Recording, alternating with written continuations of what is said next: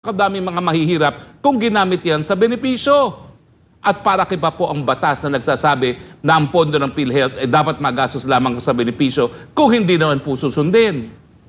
Ano ang paggagamitan yan?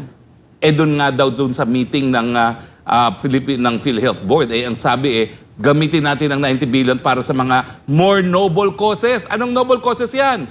Pamigay na naman para pambili ng pirma.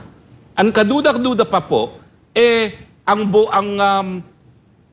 karamihan ng 90 billion, i-release malapit na sa eleksyon. Di ba nung minsan, in-impeach namin ang isang presidente at meron din isang kandidato ng senador na ang pamamagitan nila para makampanya, mambigay ng PhilHealth card noong mga panahon na hindi pa po lahat ng Pilipino ay miyembro ng PhilHealth. Bakit po ganyan? Bakit po pinupolitika ang mga pondo na nakalaan sana para sa pinakamahihirap na kababayan natin? Alam niyo po, ang karapatang kalusugan, hindi po yan pribilehiyo. Yung pagbibigay po ng paggamot, hindi po yan epal ng politiko. Yan po ay karapatan ng lahat ng mga mamamayan na kinikilala sa buong daigdig. Kaya nga po, dinala ko dito sa Pilipinas ang Universal Healthcare dahil natikman ko po kung paano ang Universal Healthcare nung ako po ay nag-aral sa Inglaterra bilang isang foreign student. Bilang isang diabetiko, na-shock po ako nung binigyan ako ng 2 buwang gamot na ang bayad ay 5 pounds lamang na administrative fee. At na-shock din ako na lahat ng aking mga diagnostics libre. Nung mga nangyari po yan, 1995-1996 ako, nag-aral sa Inglaterra para sa Master of Laws, sabi ko, sana ang Pilipinas yumaman din para magkaroon ng ganitong programa. Na-shock na lang ako na 10 taon later, inimbita ko na isang kaklase ko, doon din sa England, at linunsad nila ang kanilang sariling universal healthcare. Nung una, ang bayad sa Thailand, 5 baht para sa lahat ng paggamot. Ngayon, libre na rin.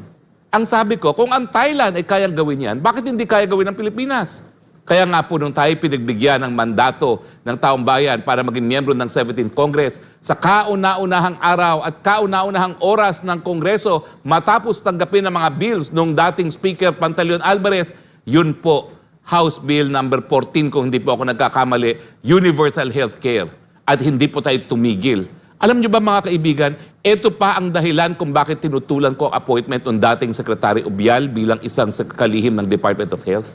Dahil nung kami nag-usap, sabi ko, hoy, ma'am, ito, Universal Healthcare, kailangan natin to, libreng paggamot at libreng paggamot. Sabi niya, ay, oo, tama yan, tama yan. Ma'am, takin mo, matapos ang mga 2 linggo, siya ay nagpresenta ng legislative agenda sa Kongreso at walang Universal Healthcare. At nung tinanong ko sa kanya, bakit wala yung pinag-usapan natin? Sabi niya, meron na tayo nun. Mali po.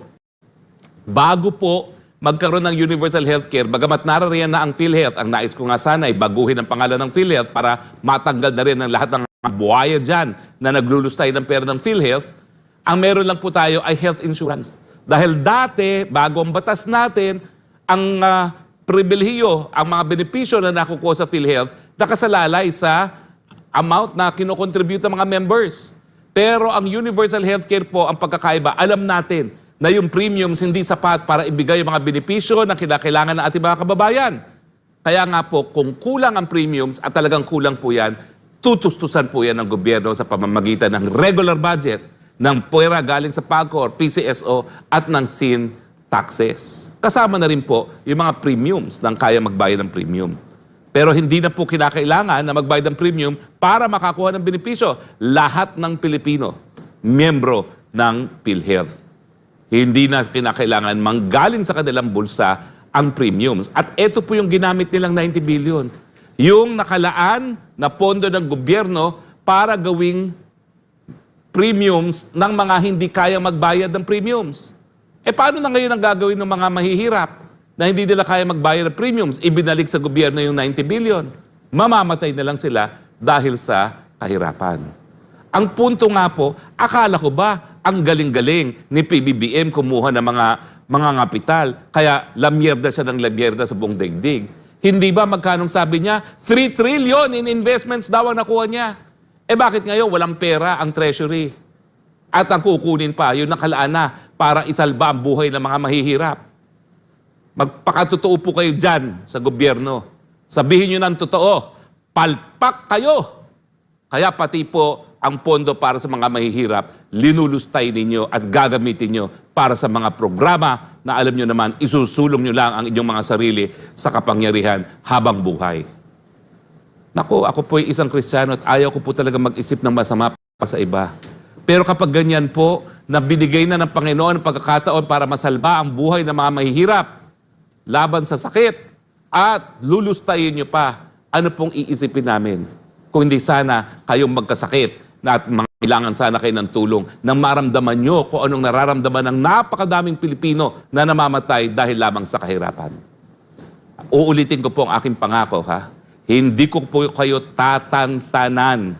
Pakukulong ko po kayo dahil kasalanan talaga ang ginawa ninyo na yung para sa mahirap, para sa kinakailangan sana tustusan ang buhay ng mga mahihirap, lulustayin nyo pa ngayon.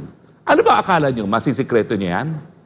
Hindi nyo ba alam na dati pa yan, 2017 pa yan, mula nung sinulong natin ang PhilHealth, bantay sarado na ako sa inyo. Di ba nangako naman ako kung nababantayan ko kayo? Bakit akalain nyo ngayon, makakalusot kayo? Hindi po. At antayin nyo po ang inyong mga demanda this time. Dahil 4 na beses po kayo na maglulustay ng halaga ng pera para sa mga mahihirap, sapat na po yan para sa plunder. Habang buhay ko po kayo ipakukulong. Kayo mga walang konsyensya, walang kaluluwa dyan sa PhilHealth.